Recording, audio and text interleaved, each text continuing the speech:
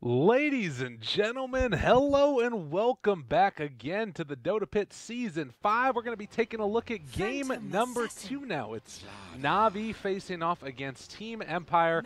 I'm Lyrical, going to be joined as well by Tsunami. And this time around, we got the Drow Ranger into the immediate Phantom Assassin Slardar combo. How you doing? How you feeling about this combination of heroes from Empire here? I'm feeling good, aside from the fact that I am still seeing physical damage from Team Empire and no Wyvern bans yet, but aside from that, you know, I'm doing just fine. Well, I feel like it might almost be like a double bluff here, because the other team that I saw run PA Slardar first two was NP, and they ran it for the position 4 Phantom Assassin, where you just spam out daggers and you do a dual lane with these guys, and then eventually it turns into just like maximum spam of awfulness because you can throw like an amp damage onto them, you can keep on spamming out those daggers. I don't know if that's the way that Empire are going to play it, but it's at least something that they could do to switch it up if we do see that Winter Wyvern pick, but for now it's just going to be the Oracle. Okay, but when did you last see that game? Because supposedly, this is what the internet tells me, support PA is now dead. It wasn't dead in 6.880, it was just nerfed. But now, with a 525 range at level 1, I think, now it's supposed to be dead. I mean, that's the question really, is like, is it actually dead? And considering that you do still get a decent amount of levels in a dual lane, and you do tend to max dagger first, I don't know if it's completely dead. I mean, even at level 2, you start looking at how much range it gets, which actually isn't said on the Stifling Dagger tooltip. The scaling is 525, 750, 975, 1200. I mean, 750 is still pretty decent. So, I don't know. We'll see how it goes. I personally think that it can still be strong, particularly if you've got the Slardar who, you know, gets up to that level 6, and you essentially turn into a 4th core, which is a problem. But we'll see how it goes. True, but Na'Vi did a good job of having a 4th core in their game as well with that Kunkka, who opted to build damage items as opposed to just pure utility. I don't really think he was too much of a game changer in game 1, especially in terms of what items he built. X and Rum were obviously amazing when synergized with the Huskar, which is probably why Empire is banning it out now, but you're right, I'm not going to close off the possibility of a 4-position support turning into a viable damage dealer. Yeah, no, definitely. And, well, we got the next set of bans that are coming out now. It's the Huskar as well as that Lifestealer Bat Rider. So, nice stuff all around early, and that was something, obviously, that Na'Vi used to great effect in the last game, although I don't know if we would have seen a Huskar with the Drow Ranger already there. Maybe we would have. I don't know, somewhat questionable, but not the worst thing in the world. And they ban out the Rubik as well. Yeah, I had seen a couple of mid-Drow Rangers. Obviously, this was before her strength gain nerf. It's possible now that she may need more levels and can't really get away with being a mid, even a dual mid. But Huskar Drow Ranger is still a very potent force to be dealt with. Any 2 ranged damage cores with a Drow Ranger, obviously you hate having to deal with, especially as melee heroes like a PA and Slardar, but it may have been a bit too risky, but I wouldn't rule out Na'Vi picking another ranged core quite yet. Well, and that's the beauty of the pick, really, is that I would agree that, and I think that also with like a Slardar PA in the game, you put yourself a little bit more in a vulnerable spot as that Drow Ranger in the mid lane, because both of these heroes deal with it well regardless of which position they get played in, whether it's that position support for Phantom Assassin or if it's a core. If Slardar, you know, is going to be playing that, like, you know, I think we saw a couple of support Slardars come out, or even offlaners. You think about it, a guy like KP who plays it for newbie, and he'll run around a lot towards the mid lane and make ganks happen on this hero as well, just because of how potent sprint can be. So I would worry about how strong it could be, but it is still a possibility that, you know, Empire have to account for, and at least for now they're going to pick another strong laning support, the Witch Doctor, which is pretty interesting as well. Yeah, last game their only real support on Team Empire was the IO, and as I suspected, a 5 position like IO gets spread too thin way too easily. Even though IO doesn't really need much, you need to be able to survive in fights. You need to be able to at least get somewhat close to fights, and this is a famous problem for IO, and Witch Doctor obviously much more inherently tanky, more spells to keep him alive, and it's not really too necessary to, you know, stick him in one lane. He's also a very, very competent roamer as well. I love this decision too, though. The Na'Vi, and interestingly enough, the Dendi drafting Na'Vi takes Storm Spirit with the Drow Ranger. Now this right here is a combo I can get behind. I have seen this combination of heroes picked so often in Chinese Dota, or banned out so many times, and I feel like it is incredibly strong. Storm Spirit just already in the late game is hard to deal with, but if you give him that early game, you know, boost of damage with the Drow Ranger aura, and not to mention even more late game potential out of him, he just does really become this unstoppable force. And I like the Juggernaut as an answer to it a little bit, just to make sure he doesn't get ganked. But still, I think the Storm Spirit might be feasting a little bit later on. A couple of these squishy supports. Yeah, I'm surprised that Empire actually went straight for the Juggernaut, and I'm surprised that Na'Vi drafted Storm Spirit this early. Usually, you hold onto a Storm Spirit to make sure you can ban out any strong silences or any strong stuns. Empire, so far, all they have is Slardar Crush and Witch Doctor Cask, which really aren't the best ways to deal with a Storm Spirit. Yet still, Empire felt confident going in for a Juggernaut, which even Omni Slash isn't that great against a Storm Spirit either. I think that maybe the idea is like an answer to it in lane is a possibility, but even that's going to be a little tough. Now, the thing that I'm really curious about is we see the art style Chen get banned out. What the last hero is for Empire. And I agree with you. They really do need that last little bit of control, something else. I wouldn't mind a silencer. You think about like a Slardar Crush into Global Silence and then follow that up with like either A, if Juggernaut at that point in time has Manta Diffusal, or B, if you can just get the Omni Slash off. That's a way to kill the Storm Spirit, but it does feel like it's going to need several of those parts to come together. And I mean, honestly, Storm could then just build into a Yule's Scepter and it's still a problem. Yeah, and that's why I do like the Tidehunter pick as well. Na'Vi is preemptively saying, like, okay, well, if you're afraid of our team fight, that's just fine. We'll bring someone who can show up to a fight as well. Tidehunter will probably be able to get much better initiation than a Silencer could hope for counter initiation. And obviously Oracle, for silences like Last Word, Oracle can just purge it off with the Storm Spirit as well, so it's a bit difficult for him to deal with that. Yeah, and still a lot of options left. They obviously took away the Chen, that global healing presence, and early game securing the mid lane. We'll see what Na'Vi want to go for. If they wanted to take that still style, like Enchantress is in the pool, but I kind of feel like, I don't know, they could just take something like an Omni here if they wanted to even. It doesn't feel like they need a ton more damage with already having Drow Aura on 3 heroes and like the big bursts and stuff, but my only issue is that Omni may be a little bit too level dependent, a little bit too greedy. Right now, I think that Na'Vi, all of their lanes pretty much need their levels. Tidehunter is going to be able to venture into the jungle. I wouldn't be surprised if we see an Iron Talon on him very early on. Oracle, not really too great unless you can, actually manage to get levels into Purifying Flames. And Kunkka is a very level agnostic hero these days. You can just, just get that point in X, just get that point in Torrent, and you're a force to be reckoned with. Yeah, and this is a huge problem actually, because now you've got Storm Spirit with X marks the spot from Kunkka. If Na'Vi get off to a hot start, they are never going to stop the aggression. And Empire do decide to go back for the Enchantress. I like this pick. You need to sort of try and shut down Dendi a little bit, because he will just take over this game with these heroes. Every hero on Na'Vi is about enabling Dendi here. Whether it's Tidehunter, creating a Ravage, an opportunity for him to focus somebody, Kunkka X-marking him to keep him topped off on mana when he TPs back home, Oracle being able to save his life, and of course Jar Ranger, that steroid of damage. It might just be the Dendi show. How are you feeling about Empire's draft here? I wish they had picked a more hard CC source for their 5th position. I mean, I guess Enchantress, maybe in some way you get like a Mud Golem or something, but that's a stretch.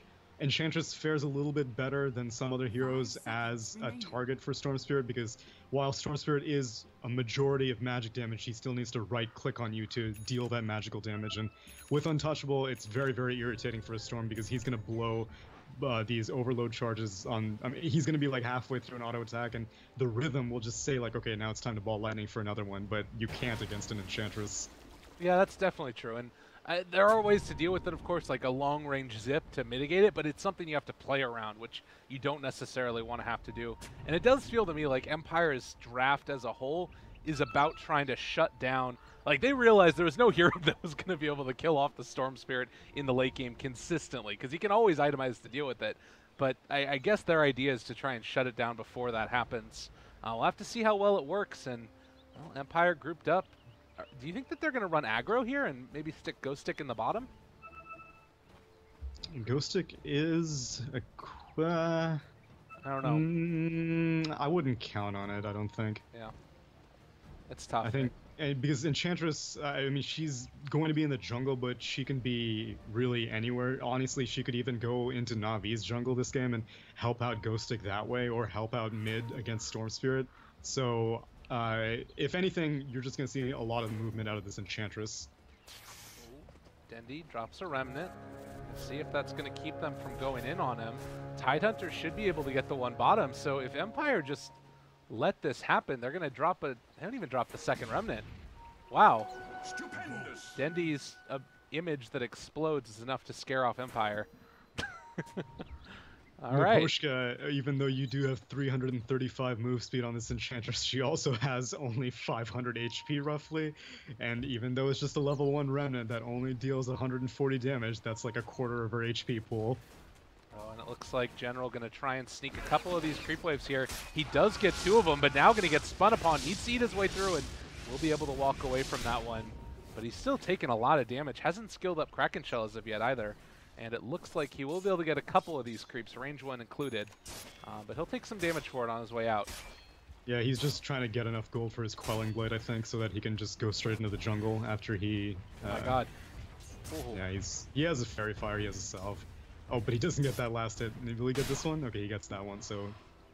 He's getting closer to that Iron Talon whenever he wants it. Yeah, good stuff.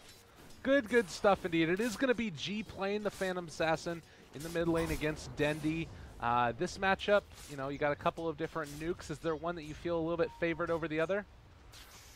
Well, G, like Blur is, again, another useful source of evading overload procs, but as, I mean, like, she has a poor man's shield, she has 6 armor.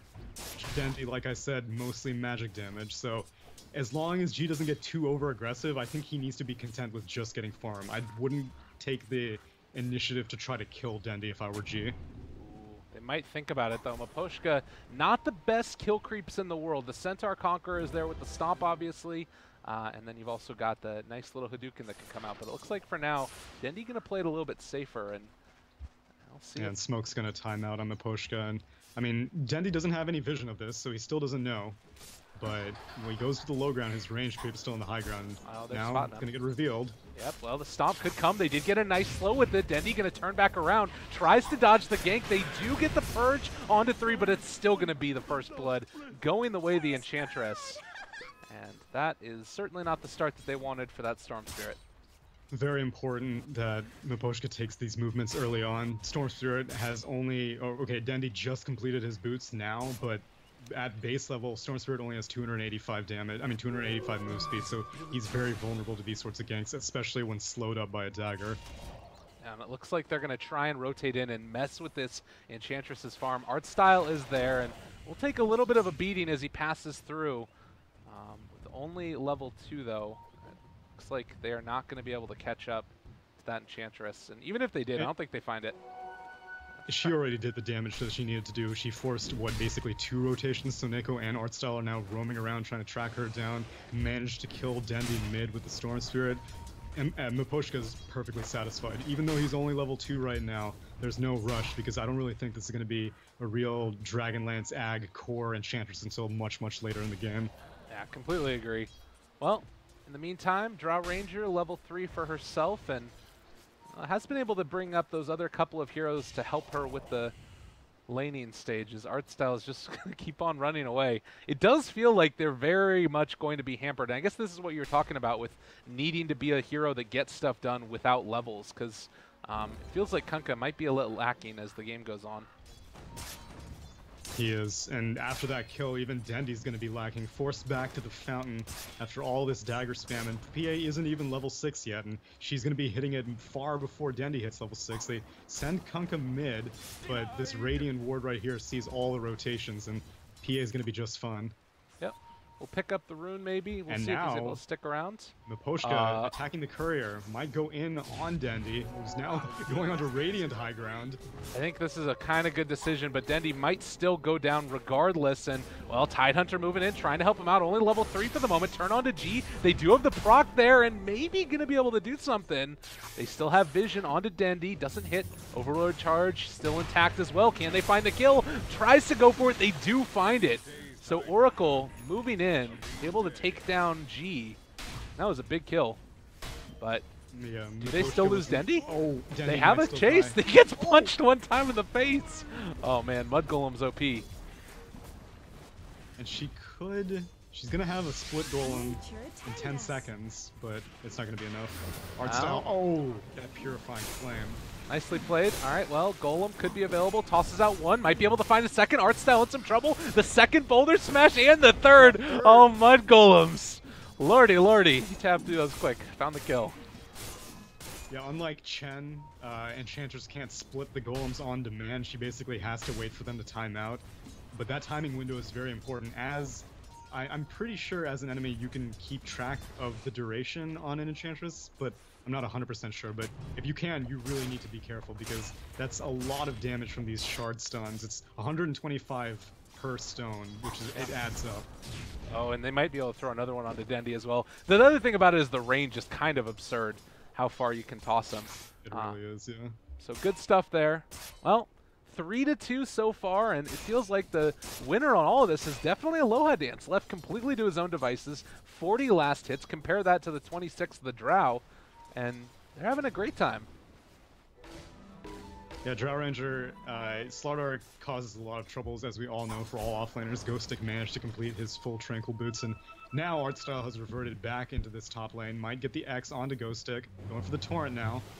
Well, he does get the crush, so not able to get the pullback. A little bit unfortunate there. The arrow's going to connect as well, but, well, no more way to break that TP, and that might be something they have to deal with at some point in this game. They've only got X, Torrents, pull from Storm, not a whole lot. Yeah, even though we were harping on how Empire was lacking hard CC, the same issue is mostly true for Na'Vi as well. But whenever you have a Storm Spirit, you're much more concerned about a Storm Spirit having to deal with no stuns than you are a Slardar having to deal with no stuns. That's true. I mean, PA might become a problem later. That is a hero that's very maneuverable and causes a lot of issues and damage if you're not able to burst through her. Might even, I mean, at some point you might need to think about building an MKB or something, but it's still a long ways off before that's going to even enter in the mind of these players. MKB, or I wouldn't mind seeing Dendi go for a Bloodthorn very early on.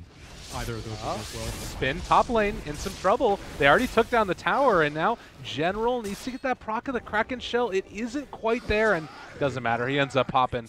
They find the kill. Witch Doctor gets it.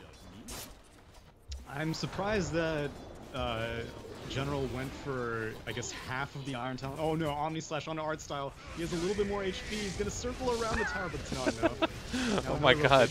Oracle's coming in, but it's just an Oracle. What's he going to do? How do you just, like, walk into a Juggernaut like that? That ain't good. Well, no, it's not. Unfortunate there. And the Witch Doctor going for more in the Maledict. You want to try and find whatever kills. I mean, this is, again, CIS Dota. I feel like Empire are going to try and, you know, shut down this Storm Spirit just by virtue of running at them consistently. And it's something that at least has worked pretty well for them. They're off to a 5,000 gold lead. Empire hitting everything that they need to. Yeah, they are, and that tier 1 tower bot opens things up quite a bit, because now Aloha Dance is going to be constantly pressuring this bot tower, and someone needs to be there. Oh, top lane. They get the Torrent. There's the silence as well. Now on to them, but G is going to be able to find the kill. They zip right into a stun, and Artstyle now also in some trouble. He has a decision. Who do I hit? The person that's going to slow me when I hit him, or the person I can't even attack? Dendi now getting jumped upon again. Maledict, and eliminated. G just destroyed him. Oh man. Na'Vi got executed there. They were going in. They thought they could get Why don't the you kill. think about that for a second, Ditchera? Oh man. Yeah. It's difficult to deal with this kind of early aggression from a PA as Na'Vi. Like you said, the stuns are equally a concern for both teams, and PA, I guess, comes online a lot sooner than a Storm Spirit, so it's not much that a Drow Ranger can do against this sort of, I guess, gap-closing power that Empire has. Yeah, no, it's true.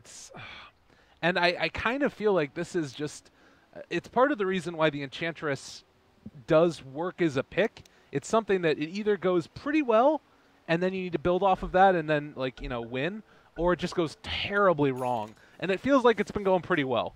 So hopefully it doesn't make that switch over. But it's definitely it's an all or nothing type of hero where if you find those kills early, if you're able to shut down Dendi in the mid lane, your game from there can just build upon itself and you snowball out of control. And that's what Aloha Dance is allowing them to do as well. I mean, 101 with 64 last hits. He's top of the net worth. He's been having a fine game. And dragging 3 heroes down here, but a really nice ward placed here by King R is going to make sure that Aloha Dance is, you know, he feels perfectly comfortable going into these crazy positions, because worst comes to worst, just Blade Fury TP out, and there's no way that Navi has the damage to kill you. Alright, well, 9 minutes into it, both Tier 1 towers gone, and this feels like it needs to be a strong response. They do have Ravage available, so they can't really stop the pressure that's going to be mounted along this bottom lane. I don't know if Empire... Like, this to me feels like a good response from Navi. You aren't really going to be able to fight into this super effectively into Ravage. How do you respond if you're Empire? Like, do you just keep on trading off towers and find pickoffs? Definitely, because it's just a Drow Ranger. Drow Ranger pushes are fierce, don't get me wrong, but it's just her and 2 other melee heroes who are helping her push that.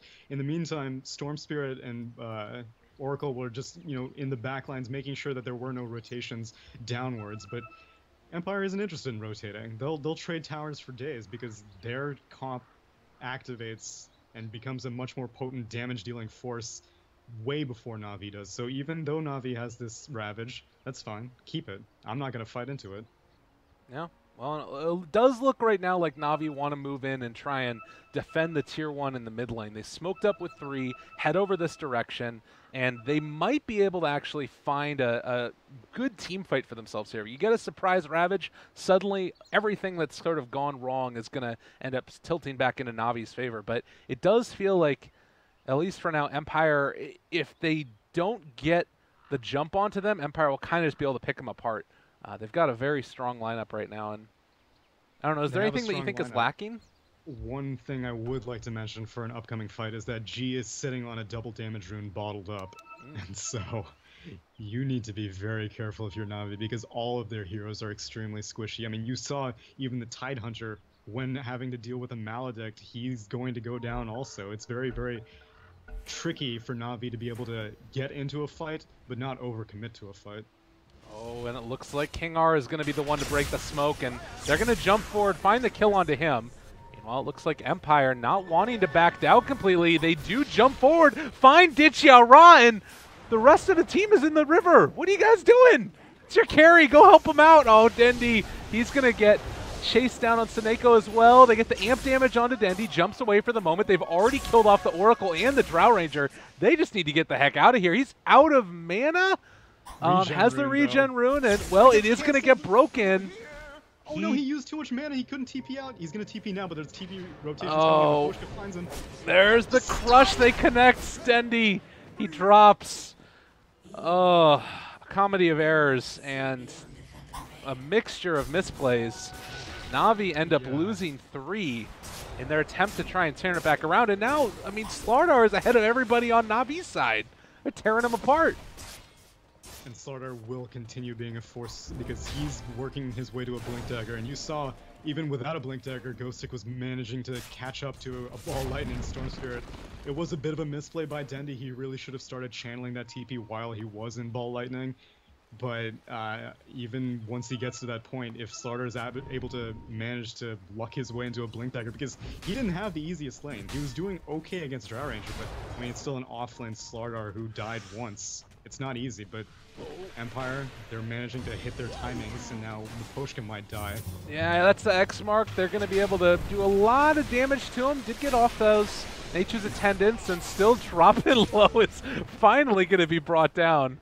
It took a lot of heroes, though, but Storm Spirit gets a little bit of gold under his belt there. Shout out to Untouchable. Only 2 points, and yet you still saw how much 2,000 damage done, and that's how much it took to kill her. 2,200. That's absurd. Now Miposhka is working his way towards a Dragon Lance. It's going to help these sieges out a little bit easier because, I mean, all Tier 1 towers are down for Navi, and Empire's perfectly fine with continuing to push. It's going to be a little bit harder now that General is going to be able to get easier wraparounds whenever you're pushing Tier 2s as opposed to Tier 1s. Like, Navi was trying. They were going into the river because they were trying to get behind and prevent any escape route by Empire. Now, Aloha Dance, he's not even scared of General right now. No. That's true. They are not very afraid of this Tidehunter, and I mean, honestly, if they want to, they could just turn in Omnium. Like, he is not that survivable. I guess that Oracle would be able to save the day at the end, but it is feeling pretty rough, and I guess with the rest of the heroes here, they are going to back out, but it just shows how confident Aloha Dance is at this point. Do you think that he goes back for a Sange and Yasha into like the Scotty build, or you kind of like the Manta-style diffusal route this game for Aloha Dance? I think he can go, well, I don't really know how necessary a Scotty would be, because I don't really see Na'Vi, like Drow Ranger is the primary concern. If you can manage to drop the Drow Ranger, then given Storm Spirit's start, even the Storm Spirit's not going to be that big of a deal. Ditch Ra, it's all on him to be able to survive these fights, so I would like to see Sange and Yasha on Juggernaut to be able to just continue harassing her. G's going to be jumping on the Drow Ranger. If you get the Jug jumping on her too, and the Slardar, there's no chance.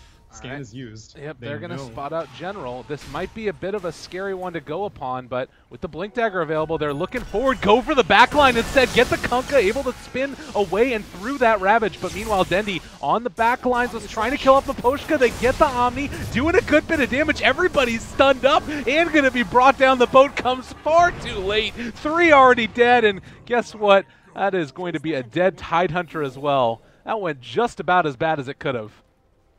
Last game I said that it was the 7,500 net worth lead of Na'Vi that allowed them to have a very clumsy initiation and still get away with the fight. This game, Empire has that lead, and that's what makes them feel confident. Jumping into a famously bad spot for Radiant ganks. Going uphill on Dire Ancients against the Tidehunter is a real no-no in most lineups, but Ghostic managed to get his Blink Dagger at a perfect time. They went for a smoke, and even going face first into a Ravage managed to take out 4 Na'Vi heroes. And I mean, it was a decent attempt. Again, you think about that instance, you pop your Ravage, maybe a little bit too late. You could have caught the Slardar with it, but you end up finding at least a couple of the heroes, and then, you know, Dendi tries to kill him on the backline. But the fact that Ghostic was able to get into the Kunkka, just, it all went wrong from there. And now he might be able to find another. If he can get a jump onto Artstyle or Seneko instead, they're just going to go onto General. Kunkka also in some trouble now, taking some more damage. They got the Dispel out, but the boat is not going to hit onto anybody. Just trying to keep themselves alive, but that means no boat for a little while. And the Aegis is still more than enough time remaining on GS where he feels confident going for these plays. Activates the Haste Rune. Might trying to be looking for Dendi on the Storm. They have a rune. Oh, God! Oh, no! Dead in the jungle. Just timed out and gave them all the vision that they needed. There's no way that Dendi could have ever seen that one coming. Oh, man. But by the same token, I mean, if your Storm Spirit's below the Enchantress, I don't know, it feels like there's been a collection of misplays this game by Na'Vi, and they're severely hurting for it. Maybe it's just the draft, but General also, well, they got the Torrent to keep them back, but they're hitting tier 3s, and it doesn't feel like Na'Vi can stop this. What's their out spam? They don't have anything. They don't have anything, and Miposhka still has Nature 10. It's blinking by Slaughter. Bitten off more than he can chew, but he's going to get out with freaking 16-1 charges. And I mean, you just look at that. Kunkka takes right around almost 500 damage with 1 dagger with Amp on him. Like, they are really hurting this game. And it does feel like it's almost inevitable at this point. I mean, 12,000 net worth lead, there's been bigger comebacks. But it's going to need something really strong out of Na'Vi to make this happen. And it might start, well, with PA losing their Aegis possibly. Jump forward, crush. All right, Vincere save, boat gonna go in, doesn't deal any damage, but applies the debuff. Storm jump backs out, and with the Ravage expended, that's gonna be the first Aegis gone. King R, Witch Doctor Ultimate from the low ground, doing a good bit of damage. They crush onto General, still taking it. The Kraken Shell keeping him alive, but not enough for those crits. Too strong. The tide is gone, no Ravage, no boat. This is Barracks. It's so difficult as a Tidehunter in these positions because, like, he had Ravage the entire time, and GG is called. It was, oh my God, very, very clean positioning by Empire. He wasn't able to find anyone except for the TA who had an Aegis. And when you kill her once, that's great. You're not going to be able to kill her twice. You're not going to be able to even defend your high ground racks. 17 minutes in Team Empire taking a quick GG. Well, very, very well played indeed by Team Empire. able to come back in a strong way after a disappointing game number 1. But they looked good in this one. And, you know, dare I say that Team Empire's win here looked cleaner than the Na'Vi win did. We'll see what happens in game number 3. Do you think that either one of these was a severe outdraft? I was skeptical that Stormsphere would get hammered this early, but Miposhka made all the perfect movements early game, and that secured Empire the victory. I don't really think it came down to drafts. It just came down to very, very clean positioning from Empire. Yeah. Well, we'll be back in just a little bit, ladies and gentlemen. Game number 3 on the deck. It's Team Empire facing off against Na'Vi. Lyrical Dota as well as Tsunami, your broadcasters for this one, and we'll be back in just a little bit after the break.